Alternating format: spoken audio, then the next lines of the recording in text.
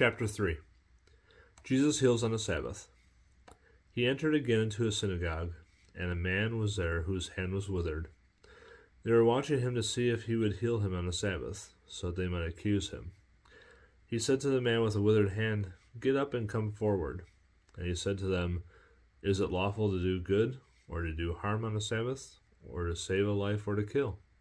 But they kept silent. After looking around at them with anger, grieved at their hardness of heart, he said to the man, "Stretch out your hand." And he stretched it out, and his hand was restored. The Pharisees went out and immediately began conspiring with the Herodians against him, as to how they might destroy him. Jesus withdrew to the sea with his disciples, and a great multitude from Galilee followed, and also from Judea, and from Jerusalem, and from Idumea, and beyond the Jordan, and the vicinity of Tyre and Sidon. A great number of people heard all that he was doing and came to him. And he told his disciples that a boat should stand ready for him because of the crowd, so that they would not crowd him. For he had healed many, with the result that all those who had afflictions pressed around him in order to touch him. Whenever the unclean spirits saw him, they would fall down before him and shout, "You are the Son of God," and he earnestly warned them not to tell who he was. The 12 are chosen. And he went up on the mountain and summoned those whom he himself wanted, and they came to him.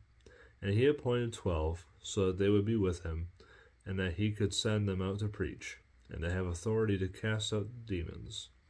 And he appointed the 12, Simon, to whom he gave the name Peter, and James the son of Zebedee, and John the brother of James.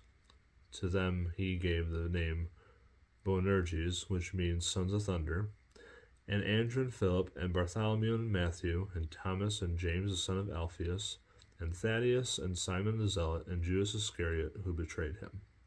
And he came home, and the crowd gathered again to such an extent that they could not even eat a meal.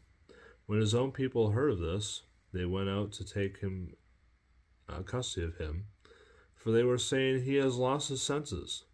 The scribes who came down from Jerusalem were saying, "He is possessed by Beelzebub, and he casts out the demons by the ruler of demons." And he called them to himself and began speaking to them in parables. "How can Satan cast out Satan? If a kingdom is divided against itself, that kingdom cannot stand. If a house is divided against itself, that house will not be able to stand. If Satan has risen up against himself and is divided, he cannot stand, but he is finished. But no one can enter the strong man's house and plunder his property, unless he first binds the strong man, and then he will plunder his house. Truly I say to you, all sin shall be forgiven the sons of men, and whatever blasphemies they utter. But whoever blasphemes against the Holy Spirit never has forgiveness, but is guilty of eternal sin, because they were saying, 'He has an unclean spirit.' Then his mother and his brothers arrived, and standing outside, they sent word to call him, and called him. A crowd was staying around him, and they said to him, 'Behold, your mother and your brothers are outside looking for you.' Answering them, he said, 'Who are my mother and my brothers?' Looking about at those who were sitting around him, he said, 'Behold, my mother and my brothers.